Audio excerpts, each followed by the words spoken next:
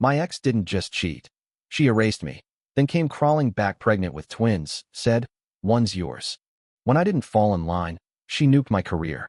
Now she's on my couch like none of it happened. I remember the day I met Cora like it was yesterday.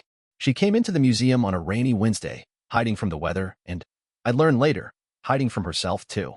Her coat was soaked, her boots squeaked with every step, and she stood in front of the Rothko like it held all the answers. My name is Elias. I'm 42 years old, and I live in Minneapolis, Minnesota. I curate for the Walker Art Center. I've never liked loud people or fast cities. I like stillness, clean walls, routine. And Cora, she was anything but still. But there was something about her, like she was vibrating on a different frequency, and I was just close enough to hear it.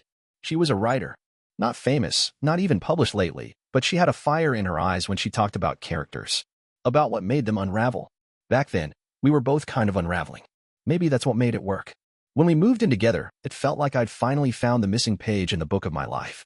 She was warm, sharp, and curious. And she loved that I could name the entire expressionist catalog without blinking. But then she stopped writing. She said she was burned out, that the stories weren't coming the way they used to. She stopped opening her laptop. She'd just lie on the couch for hours, staring at the ceiling, not saying much. It hurt to see her like that. I didn't know how to fix it, but I knew I had to try. That's when I brought up the art therapy center. "There's a volunteer spot at Clay House," I said one night, handing her a flyer I picked up from the community board near the gallery. "It's just a couple days a week. You wouldn't have to teach or anything. Just be there. Around art. Around people." She gave me this look, like she wanted to cry and laugh at the same time. "You think I need therapy? I think you need to be near life again." That got a smile out of her. A real one. So she went. First once a week, then twice. And something started to shift. Cora came home with clay under her fingernails and stories about the kids in the program. She was drawing again, laughing more. She dyed the ends of her hair green one week, bought a second-hand leather jacket the next. And I was happy for her. I really was. She looked alive again. But as she lit up, she also started pulling away. She was always on her phone. She started calling me dude, instead of babe. Our quiet dinners turned into solo ones. Her side of the bed stayed cold more often than not. One Friday, I came home early with Thai food and a bottle of that Pinot she liked. She was in the middle of throwing clothes into a duffel bag. "What's going on?" I asked. "Oh, Archer invited me to this spontaneous retreat thing. Out in Duluth. Just a few of us from the center." I blinked. "You didn't tell me." She shrugged. "It just came up. It's only the weekend. We were supposed to go to Lanesboro that weekend. I had made the reservation weeks ago." "Right," I said, trying to keep my voice even. "Totally fine." But it wasn't. Not even close. And I think that's when I knew I was already starting to lose her. Cora didn't invite me to the gallery opening. I found out from a friend of a friend who'd seen the announcement on Instagram, a sleek poster with her name in bold, right underneath someone named Archer Elwood. I stood outside the gallery for a good 10 minutes before going in. The building was a converted textile mill, all concrete floors and track lighting, the kind of place where people drank rose out of stemless glasses and said things like liminal space with a straight face. Inside, the crowd buzzed.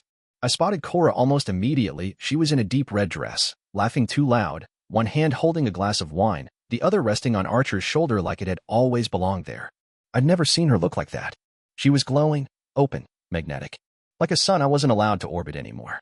I walked around the exhibit pretending to be interested in the art, blurry landscapes, a few disjointed sculpture pieces, but my eyes kept drifting back to them. Archer was tall, thin in that deliberate way, with wild, curly hair and the kind of scarf you wear for effect, not warmth. He had a tattoo peeking out from the sleeve of his blazer. Everything about him screamed, "I live off passion and cold brew." They were showing off a mixed media piece, collaged fragments, poems scrawled in charcoal, some kind of layered video projection. I recognized one of Cora's old stories in the background, chopped up and reassembled. My name wasn't on the wall text. Eventually, Cora noticed me. Our eyes met. She gave a small wave and mouthed, "Hey," before turning back to Archer. "No hug." "No, I'm glad you came." Just that. I stayed for another 15 minutes, making small talk with a couple donors from the museum who had wandered in. Then I headed toward the back for air. That's where I found her, by the catering table, alone for a moment. "Big night," I said, trying to sound casual. She turned, surprised. "Elias, you made it. Kind of hard to miss. It's all over town." She nodded, sipped her wine. "Yeah, it's been amazing. Honestly, it feels like the first time I've breathed in years." I hesitated. "That's good. I'm glad you're finding your footing." There was a long pause. She set the glass down. "Look, I didn't mean for things to change so fast. but I can't pretend I'm still that person who needed to be rescued. I'm not. And honestly, I think you're kind of stifling me. I felt the words hit like a punch. Stifling. You don't mean to, but you make everything so safe, so predictable. And that's not what I want anymore. I didn't know what to say. That night, she didn't come home. I found her side of the closet half empty the next morning. She left a note on the counter. I need unfiltered living. I'll be in touch. The loft felt enormous after that. Still filled with her scent, her laughter echoing faintly in the corners, but none of her left to hold. It had been just over 5 months since she left. The silence had become routine. No texts, no calls, not even a liked post on social media. I had finally stopped expecting her to come back. The first few weeks were rough. I kept setting a second coffee mug out in the morning. I'd turn to make a comment during a show and remember I was alone. But then it got quieter. Not peaceful, but still. I had settled into it. So when the voicemail came, it knocked the air out of me. Elias, her voice cracked halfway through. I made a terrible mistake. Can you meet me? I need to talk to you. Please. I didn't sleep that night. I just kept playing it back on loop. We met 2 days later at a little cafe inside the Lindale Botanical Gardens. I picked it because it was quiet, tucked away. I didn't want an audience. Cora was already sitting when I arrived, wrapped in an oversized coat with a knit cap pulled low over her forehead. Her eyes were sunken, her skin pale. She looked nothing like the version of herself from that gallery night. Hey, she said softly. I sat down, folding my hands in front of me. I know I have no right to ask anything of you, but I didn't know who else to call. I didn't respond. I just waited. She fiddled with a napkin for a moment. Then she blurted, I'm pregnant. I blinked. Everything inside me went still. It's twins, she added, her voice cracking again. My heart started to pound, but I kept my face neutral. I don't understand. Why are you telling me?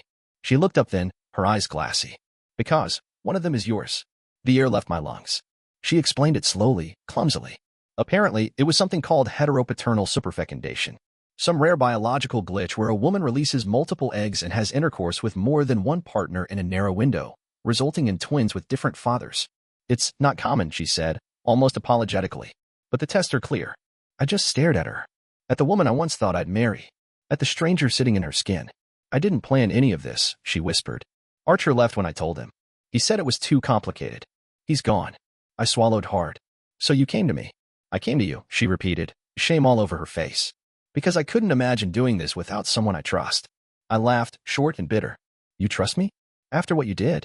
She winced. I know I hurt you, but I want to raise them together. I want them to have both their fathers. Together. I echoed. Like a family? Tears slid down her cheeks.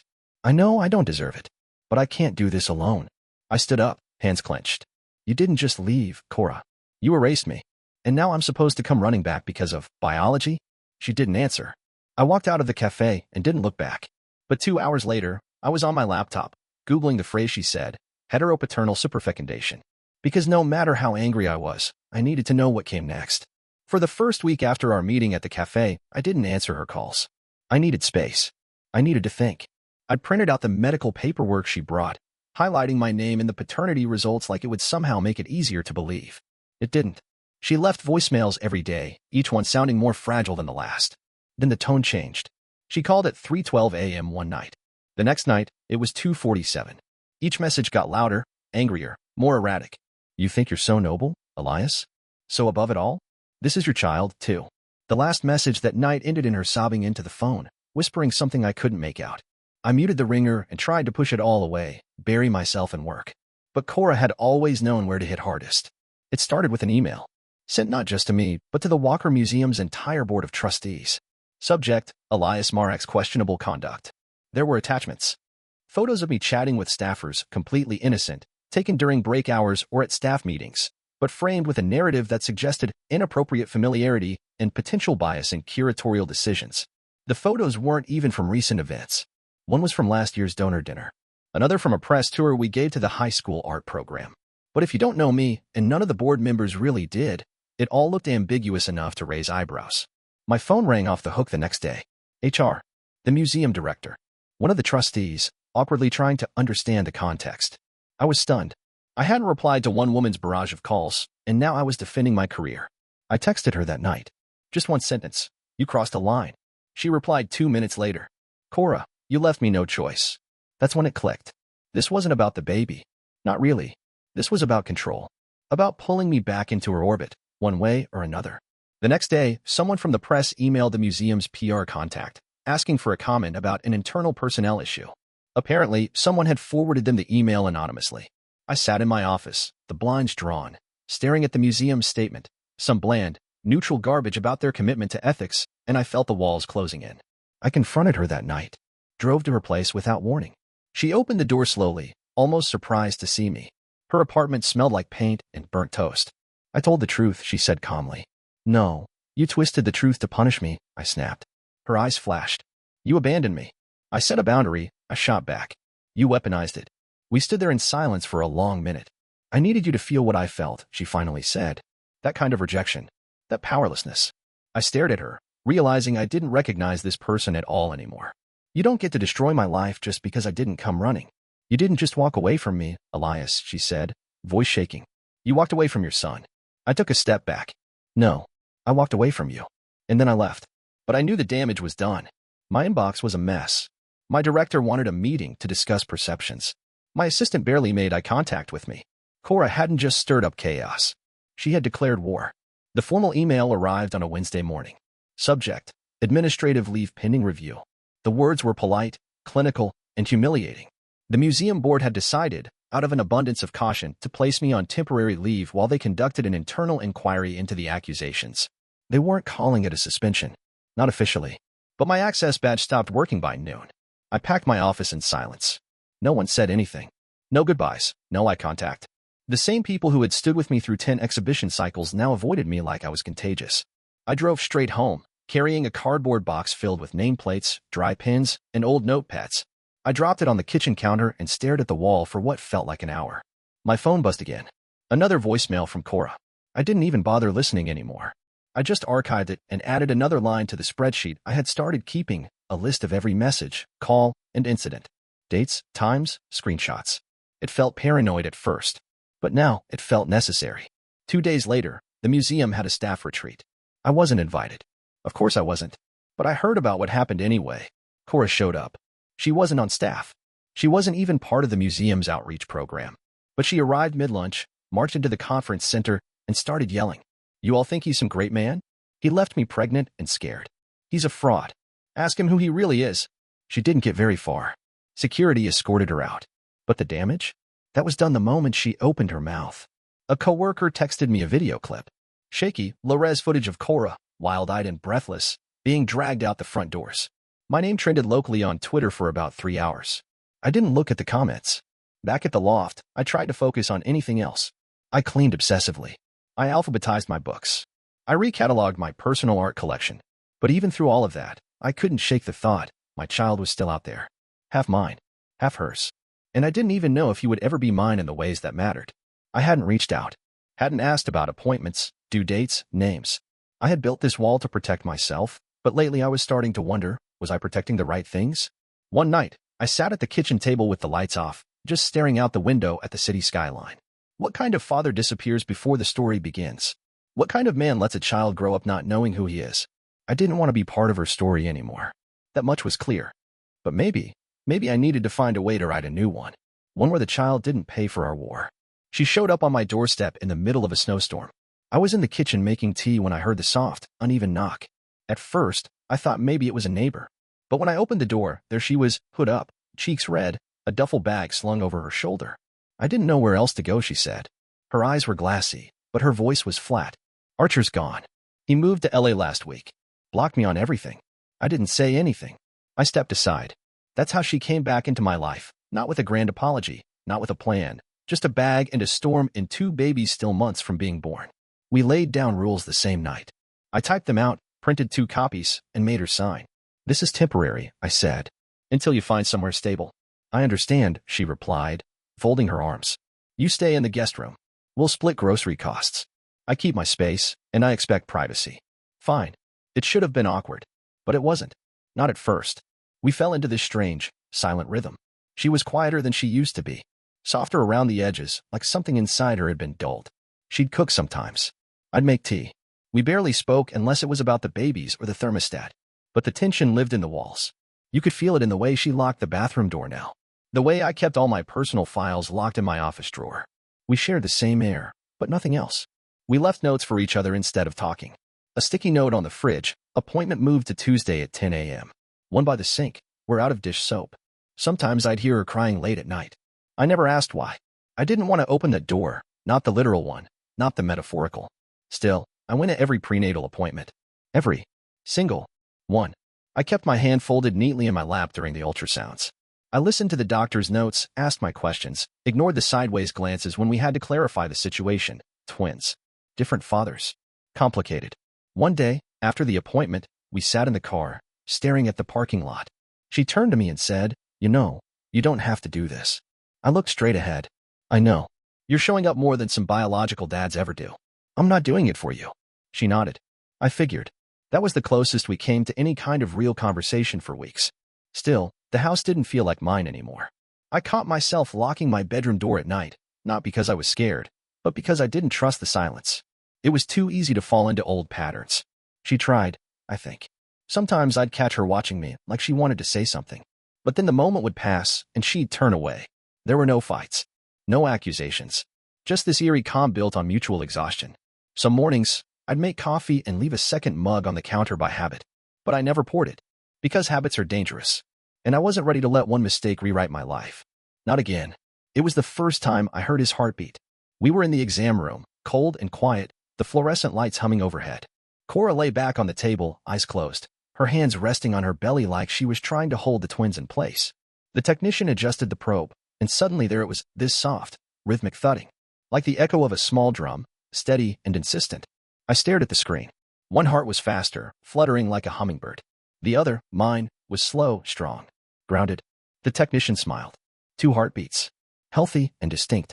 Cora glanced at me, but I couldn't look away from the monitor. Something cracked open in me. Something I'd been trying to bolt shut since that cafe meeting. That night, I didn't sleep. Instead, I cleared out the storage room that used to be my studio and started planning. I took down the stacked canvases, folded the drop cloths, swept out years of dust.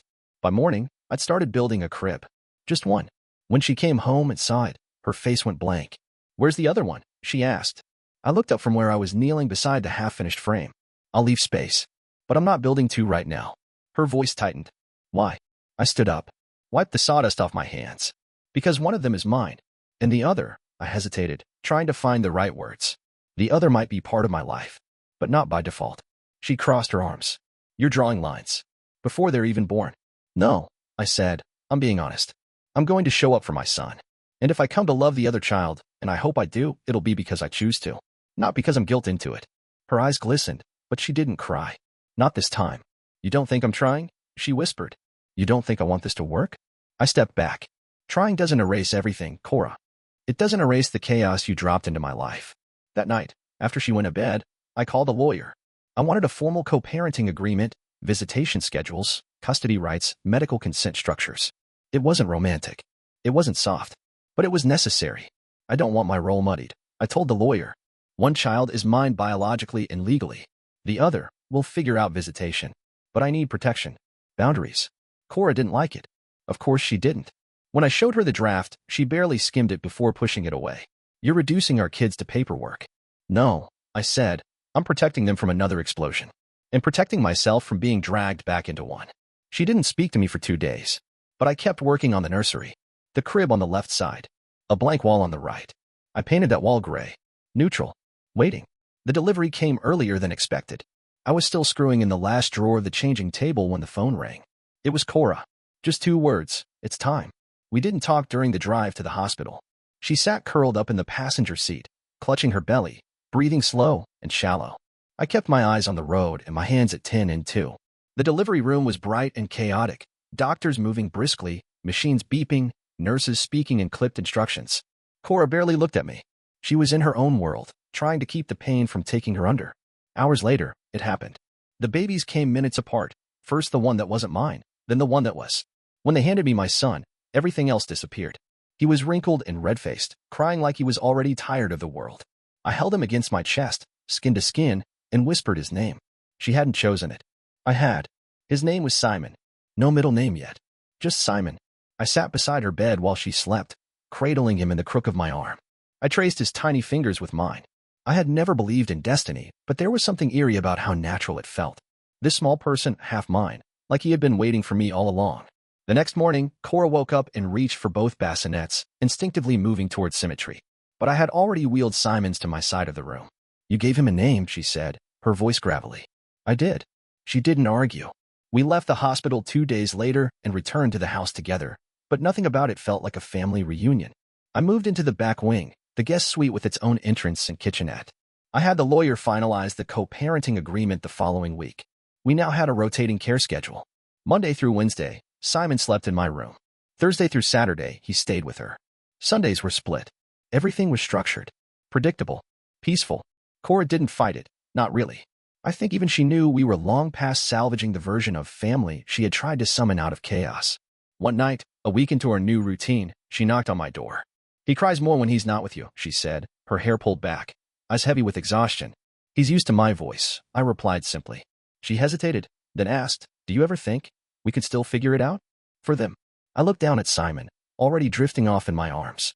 No, I said. We can't. But I'll give him everything I've got. That doesn't require you and me to share anything but structure. She nodded. No tears. Just quiet resignation. Later that night, I wrote in my journal. She may have broken my heart, but not my spine, and not my son's future. I closed the book, turned off the light, and sat beside Simon's crib. No more begging. No more confusion. I was his father. That was the beginning of my story now, not hers.